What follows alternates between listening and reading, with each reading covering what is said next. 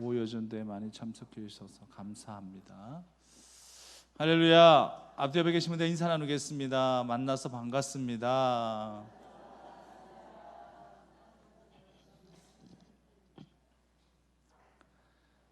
한 주 전에 제가 필리핀에 가 있었을 때 이 시간 딱 되니까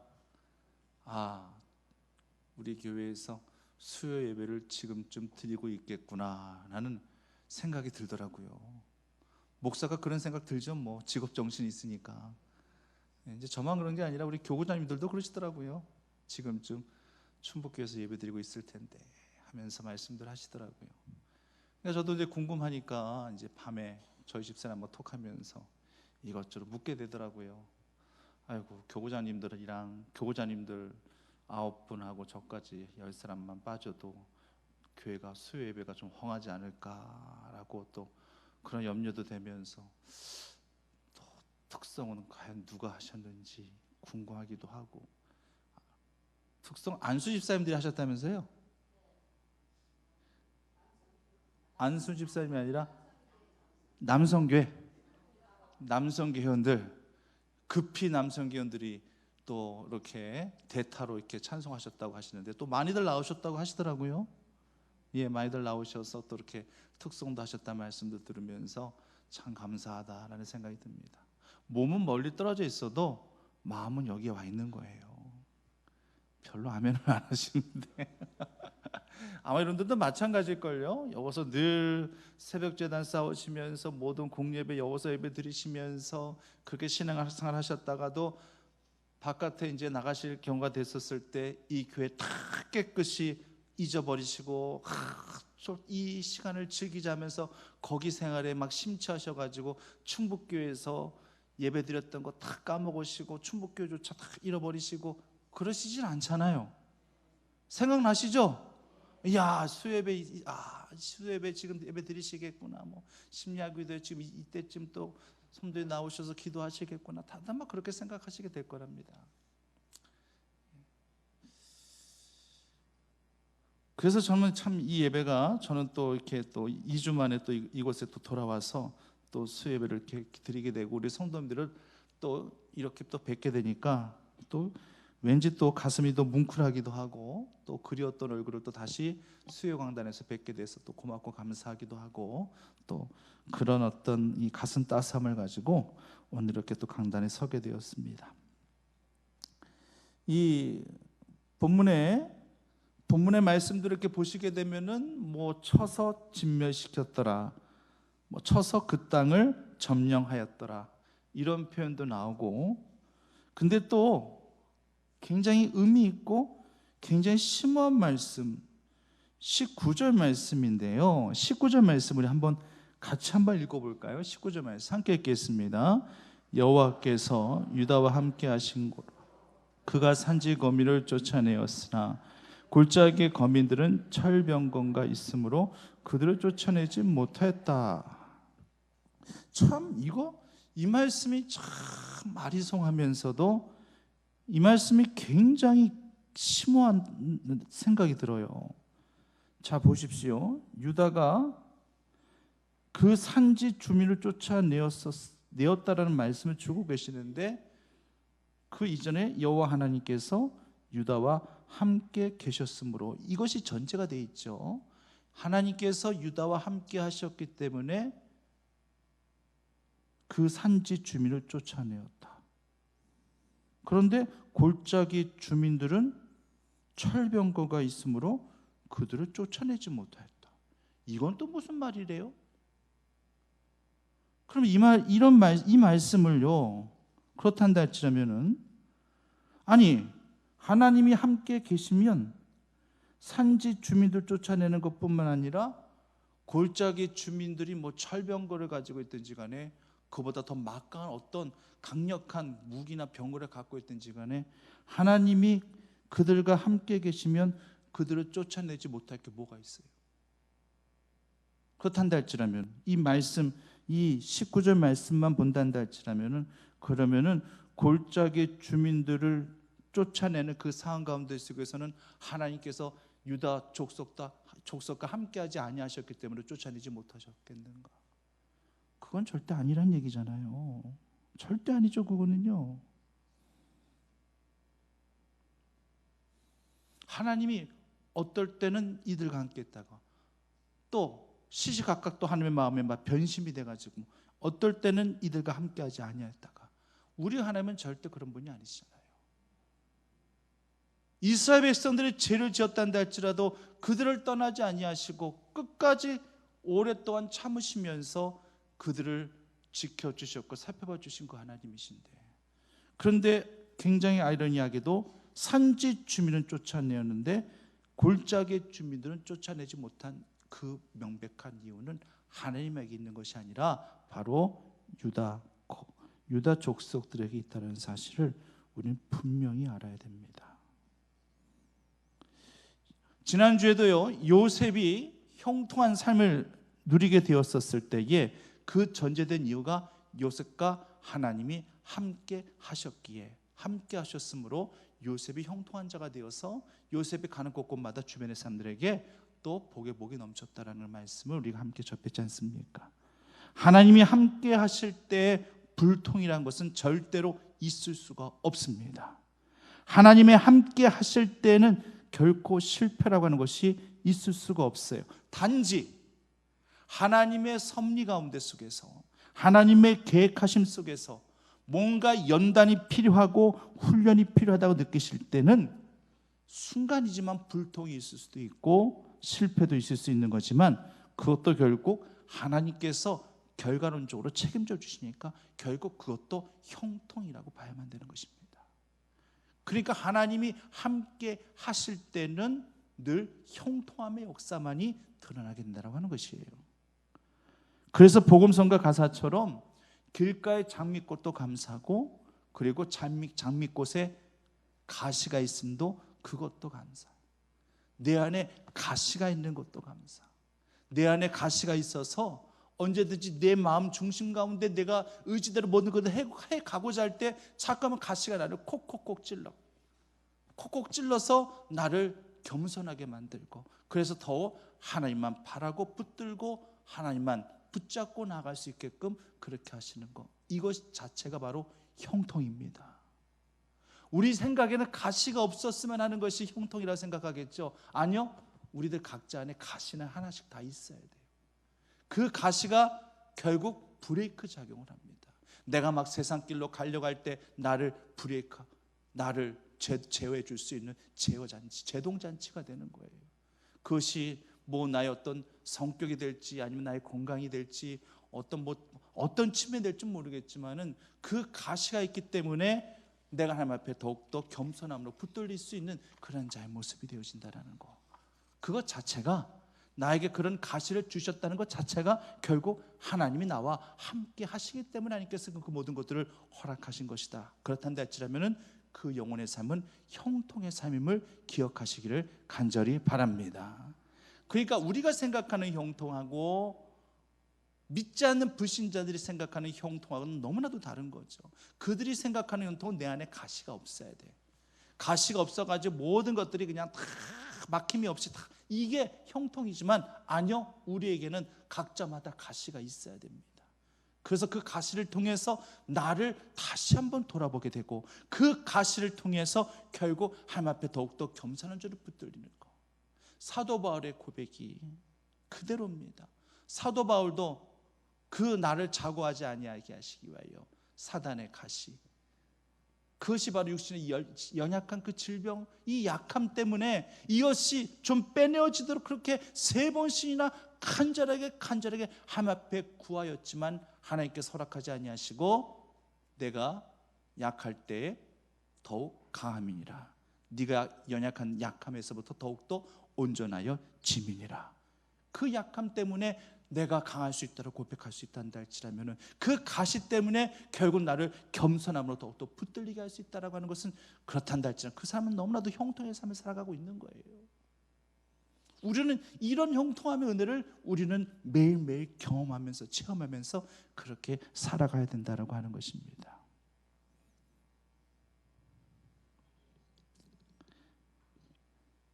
골짜기의 주민들은 철병거가 있으므로 그들을 쫓아내지 못했다.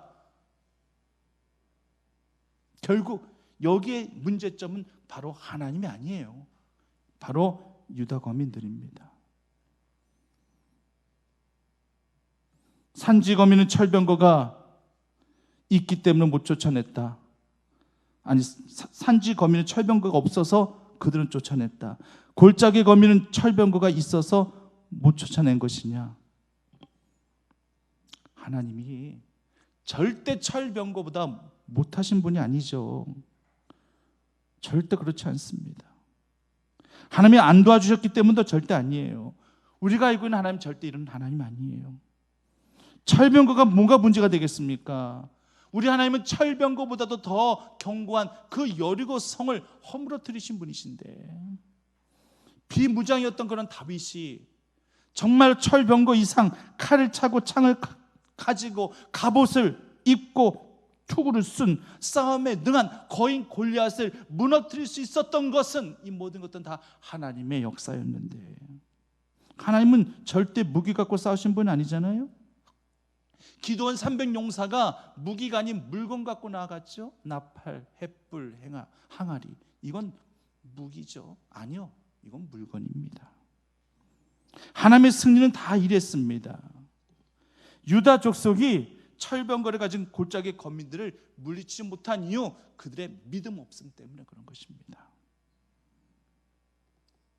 그저 싸워보지도 못하고 뭔가 해볼 생각조차 하지 아니하고 그저 철병거를 가진 그런 그 골짜기 거민들을 바라보면서 두려움에 먼저 휩싸여서 결국에는 아예 그들을 쫓아낼 생각조차 엄두조차 하지 못한 그들의 믿음 없음 때문에 그렇게 된 것입니다. 하나님이 유다 지파가 정복 전쟁 시작하게 될 때 2절 말씀에서, 우리 지지난주에도 살펴봤습니다만 2절 말씀에서 내가 이 땅을 그의 손에 넘겨 주었노라, 이미 하나님께서 약속하신 거거든요. 하나님께서 선포하신 거거든요. 그 땅이라고 하나님께서 구체적으로 그 산지 땅은 내가 너에게 넘겨주고, 그리고 골짜기 거기는 철병거를 갖고 있는 그런 거민들이기 때문에 거기는 힘드니까 거기는 너에게 주지 못하겠고, 산지 주민들 그쪽 지역만 너에게 주겠노라. 하나님께서 이렇게 말씀하신 게 아니라 그 전체를 주시겠다라고 이미 약속하신 거예요. 산지에 있는 사람이든 골짜기에 있는 사람이든 철병거가 있든지 간에 없든지 간에 다 쫓아내 주겠다는 말씀, 약속이에요. 약속. 근데 지금 유다 지파는 이제껏 그들에게 말씀하시고 승리를 허락하시니까 하나님의 역사를 경험하면서도 눈앞에 보이는 철병거를 두려워해서 그냥 후퇴하고 만 거예요. 결국에는 그들의 두려움 때문에, 연약한 믿음 때문에 결국에는 쫓아내지 못했다. 우리는 분명히 말씀 속에 살아야 됩니다. 민수기 13장 25절 이하 말씀 보면은요, 12정탐꾼이 가나안 땅을 정탐하고 모세에게 보고를 하죠. 이들이 하나님의 약속을 모르고 보고하는 거 아니에요. 다 알고 있습니다. 하나님께서 이미 가나안 땅이 젖과 꿀이 흐르는 땅이 될 것이라고 이미 하나님께서 말씀으로 약속해 주셨고, 그 땅을 너에게 줄 것이란 말씀을 이미 약속하셨습니다. 그래서 그 모든 것들을 이 12정탐꾼들 모두 다 알고 있어요. 민수기 13장 27절 말씀 보면은 이제 보고를 하는 거예요. 40일 동안 그 가나안 땅을 탐지하고 난 이후에 돌아와서 모세에게 보고하기를, 당신이 우리를 보낸 땅에 가본즉 과연 그 땅에 젖과 꿀이 흐르는데, 과연 그 땅에 젖과 꿀이 흐른다. 과연이란 표현 자체는 정말로 말씀하신 바대로 하나님께서 정말 그 땅이 젖과 꿀이 흐르는 땅이라고 말씀하셨는데, 정말 가보니까 과연 그 땅이 젖과 꿀이 흐르는 땅이었고, 그래서 이렇게 그 땅의 가해를 가지고 왔나이다. 그 땅의 가해를 가지고 왔다라고 하는 것은 뭘 의미하느냐? 하나님이 말씀하심이, 하나님의 그 약속하심이 결코 틀리지 않았습니다. 이것을 증거로 그 열매를 갖고 온 거예요. 그 열매로 가해를 갖고 온 겁니다. 모르는 거 아니에요. 다 알고 있어요. 다 인정하고 있습니다. 근데 그들이 또 무엇을 보았느냐? 가나안 거민들을 보았어요. 키가 장대같이 크고요, 체격도 좋고요, 힘도 세 보이고, 그 땅 안 되겠다고, 그 땅 절대로 공격 못하겠다고.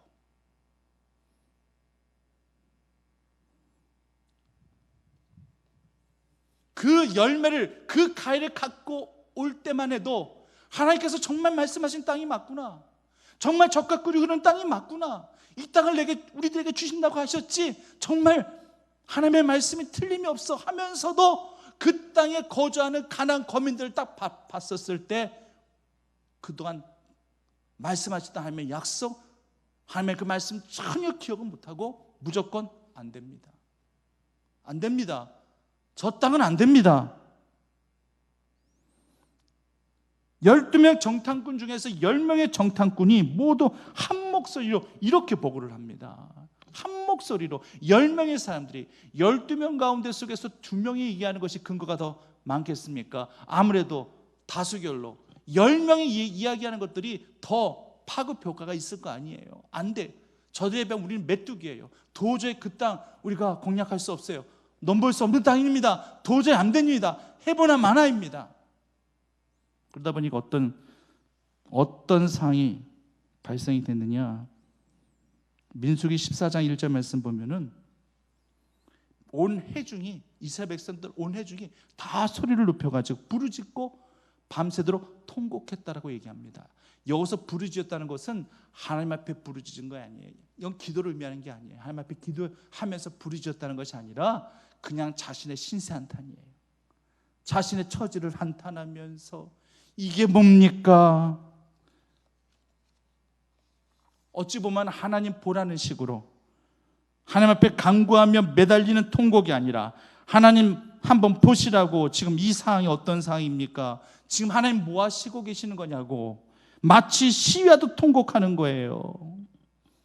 그러니 그 다음 나타나는 그 다음 절 말씀이 뭐냐면, 이 온 통곡하며 울면서 신세한탄 이스라엘 백성들이 이제는 모든 그러한 책임을 누구한테 돌려요? 모세에게 돌리는 거예요. 아론에게 돌리는 거예요. 사람의 말 한마디라도 그 파장이라고 하는 것은 엄청난 거잖아요.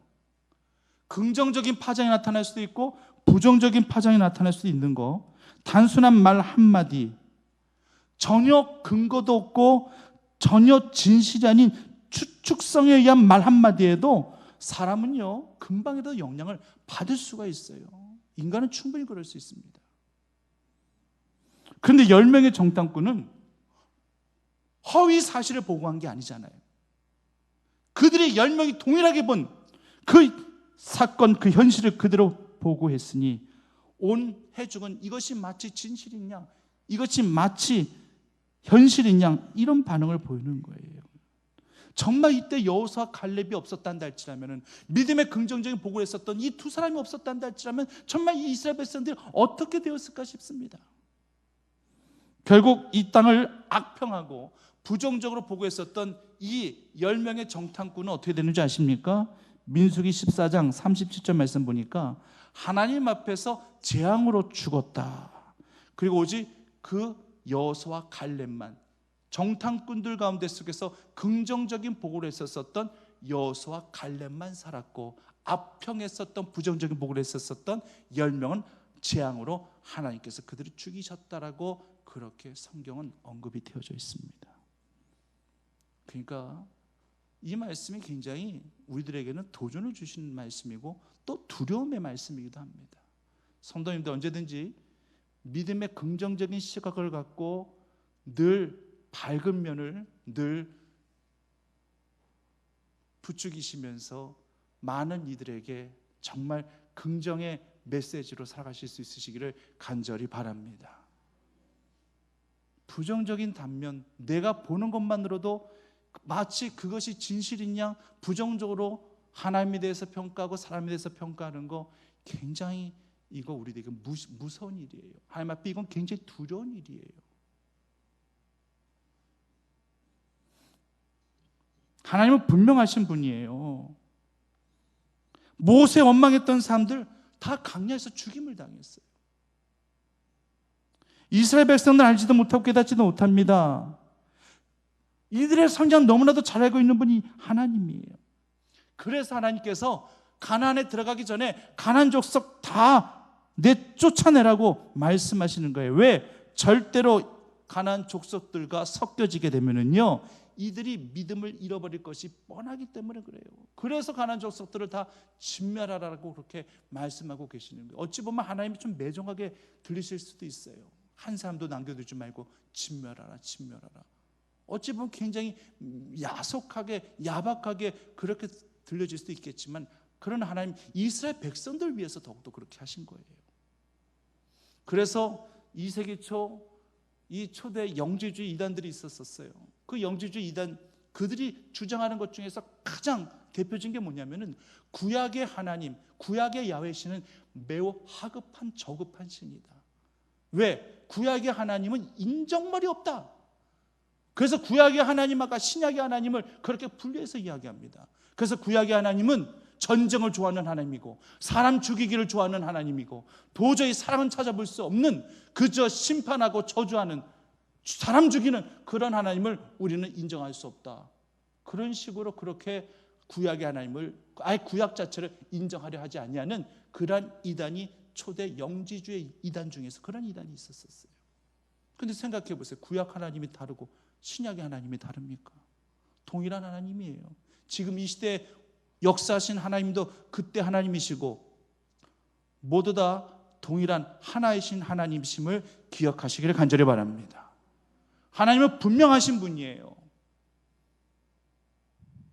출애굽기 34장 6절 7절 이하 말씀에도 있지만, 여호와께서 반포하시되 여호와로라 여호와로라 자비롭고 은혜롭고 노하기를 더디하고 인자와 진실이 많으신 하나님이시니라.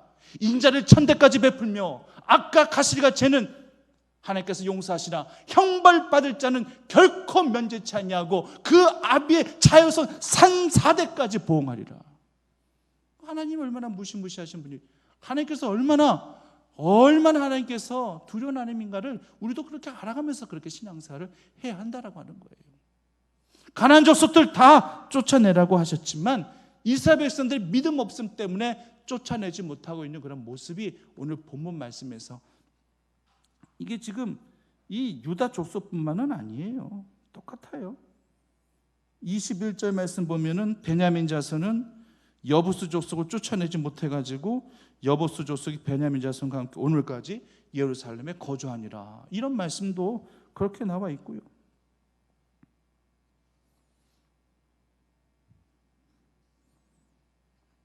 이스라엘 백성들이 실패하는 이유는 그들이 무기가 없어서도 아니고 믿음이 없어서였다. 사람 보고 나니까 하나님을 망각해요. 상황 보고 나니까 하나님 망각해요. 사람보다 더 크신 분, 사건보다 더 크신 분은 하나님이신데 하나님을 바라볼 생각 못해요. 이젠 하나님도 안 보여요. 약속도 잊어버립니다. 바로 이게 인간이라고 하는 거예요. 이것이 바로 내 모습일 수도 있다라고 하는 거예요. 그렇기 때문에 현실에 급급해하면서 현실만을 바라보고자 하는 그러나 안목이 자꾸만 커갈 때, 그때 바로 우리에게 신앙의 위기임을 기억하시기를 간절히 바랍니다. 우리가 우리 삶에 어떤 어려운 일이 닥쳤을 때, 어떤 시련과 고통이 딱 임하였었을 때, 우리는 그때 가서야 내 삶의 위기다 이렇게 생각할지 모르겠지만요, 진짜 신앙의 위기는 참 내가 그 신앙의 위기를 감지하기가 참 쉽지가 않을 텐데, 자꾸만 세상 것만 내가 주목하고자 하는 마음이 자꾸만 들고자 할 때에 보이지 아니하시는 그 하나님을 내가 보려 하기보다 자꾸만 내 눈에 보여지고 내가 잡혀지는 것만 잡으려고 하고 보는 것만 보려고 하는 내 방식대로의 믿음과 신앙으로만 그렇게 신앙생활을 해나가려 하는 내 자신을 발견할 때, 그때가 내 삶의 위기, 내 신앙의 위기거든요. 그런데 그것을 발견하기가 쉽지가 않아요. 정말 어려워요. 평생 가도 그거 발견하지 못하는 사람들도 굉장히 많습니다.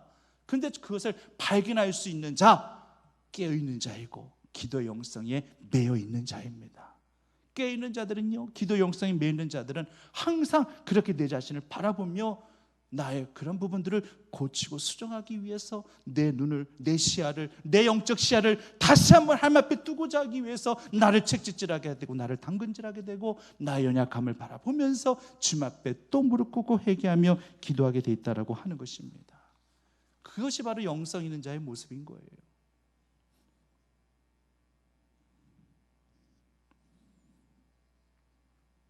이스라엘 백성들은 가나안을 완전히 정복하고 그 가운데 정말 호흡 있는 자들 다 살려두지 말고 진멸하라는 그런 하나님의 말씀, 사명 완수하지 못했기 때문에 결과론적으로 그 혼돈과 그 암흑의 시대, 그 사사 시대를 살 수밖에 없었던 것을 말씀 속에서 기억하게 됩니다. 성도님들, 하나님의 말씀이 내게 주어졌을 때에, 그리고 그 말씀에 순종할 수 있는 이때가 바로 기회라는 것을 여러분들이 꼭 기억하신다 할지라면은 그때를 절대 뒤로 미루지도 마시고, 그때를 절대 놓치지 마시고, 그 시기를 꼭 여러분의 축복받을 기회로 바꿔나가시기를 간절히 바랍니다. 마치 스포츠도 그런 것 같아요. 축구나 야구 같은 걸 보게 되면은요, 꼭 위기 다음에는 뭐가 온다고 그러죠? 찬스가 온다고 해요. 또 찬스를 살리지 못하면 그 다음에 뭐가 온다고 그러죠? 위기가 옵니다. 위기. 근데 정말 저도 야구 좋아하고요, 저도 축구 좋아하거든요. 보면은요, 그 찬스를 살리지 못했을 때 아깝다 하면은 뭔가 이 아쉬운 마음, 안타까운 마음으로 뭔가 마음이 풀어져요. 그 다음에 보면 꼭 점수를 줘버리든지 골을 먹어버리든지 그러더라고요. 근데 위기의 순간이에요. 잘 막았어요. 막 예를 들어 축구가 하는데 페널티킥, 와, 페널티킥은요 정말로 골키퍼를 앞에다 두고 이 키퍼가 골을 넣을 확률이 클까요? 넣지 않을 확률이 클까요? 예?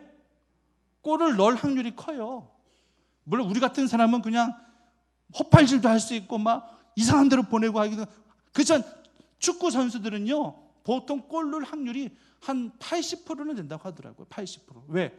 전혀 골키퍼가 손을 댈 수 없는 곳에 그냥 딱 그곳에만 집어넣기만 하면은 그 짧은 시간에 골키퍼가 막 날아다닐 수는 없는 거잖아요.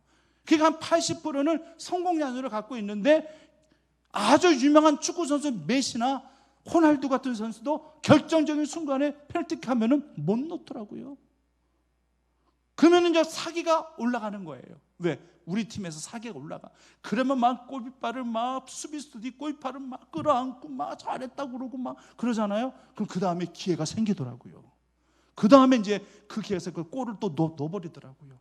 골을 넣어야 될 때 넣지 못하니까 오히려 골을 먹어버리고. 야구도 마찬가지예요. 점수를 내야 될 때 점수 내지 못한 그 다음에 꼭 홈런을 맞든 에러를 하든지 하는, 그렇게 해서 꼭 점수를 또 줘버리게 되더라는 얘기예요. 삶도 마찬가지라고 생각합니다. 신앙도 마찬가지라고 생각합니다. 성도님들, 내 눈으로 하나님 안 보인다고 해서, 내 손으로 하나님 붙잡을 수 없다고 해서 자꾸만 세상을 바라보려고 하고, 세상을 붙잡으려고 하고, 사람을 찾으려고 하고, 물질을 찾으려고 하고, 돈을 찾으려고 하고, 그러는 순간 어느 순간 나는 좌절과 실패를 경험하게 되는 것입니다. 우리 하나님은요 무소부재의 하나님이십니다. 우리와 함께 하신 하나님은 사건 속에도 계시고, 그리고 사건 그 너머에 문제 해답을 가지시고 여호와 일에 준비하시며 우리를 기다리기도 하시는 하나님이심을 꼭 기억하시기를 바랍니다. 그러면은요 우리 실수할 이유가 하나도 없어요. 우리 믿음의 눈을 뜨고 어떤 힘겨운 상황이란다 할지라도 결코 두려움 없이 내 안에 함께 계시는 주님, 그 사건과 상황 속에서 함께 늘 거하시는 주님, 그리고 그 사건 그 저 너머에 이미 예수님께서 저 건너편에 그 염소 새끼 묶여져 있는 것들, 나귀 새끼 묶여져 있는 것을 이미 예수님께서 보시고 끌어 내게로 가져오라 말씀하셨던 것처럼, 이미 우리의 삶 가운데 속에서 상황 속에서도 깊이 개입하셔서 그 모든 사건 저 너머에 준비되어 있는 여호와 일의 축복이 정말 여러분의 소유가 되어지기를 간절히 원합니다. 그러기 위해서 믿음 갖고 우리가 나아가자는 얘기예요. 믿음 갖고 순종함으로 나아가자는 얘기입니다. 현실 바라보지 마시고, 상황 바라보지 마시고, 넘지 못할 산이 어디 있겠습니까? 건너지 못할 강이 어디 있겠습니까? 주님과 함께라면 산을 넘고 바다를 건너 어디를 간다한다 할지라도, 새벽 날개 치며 바다 끝에 거할지라도 주님께서 거기 계실 것이며, 내가 은배의 자리를 펼지라도 하나님께서는 거기에 계실 것이며, 우리 하나님은 내가 있는 곳에 영원히 함께 하시는 줄 믿고 고백하시는 우리 충북교회 성도님들 다 되시기만을 간절히 축원합니다. 사역사신 아버지 하나님, 여호와께서 함께 하셨음에 형통한 자가 되기도 하고, 여호와께서 함께 하셨음에 또 그 산지를 점령하기도 하고, 여호와께서 함께 하셨음에 늘 이렇게 행복함을 느끼는 그날 우리 충북교회 온 교우들 다 되어질 수 있도록 인도하여 주시옵소서. 예수님 이름으로 기도드립니다.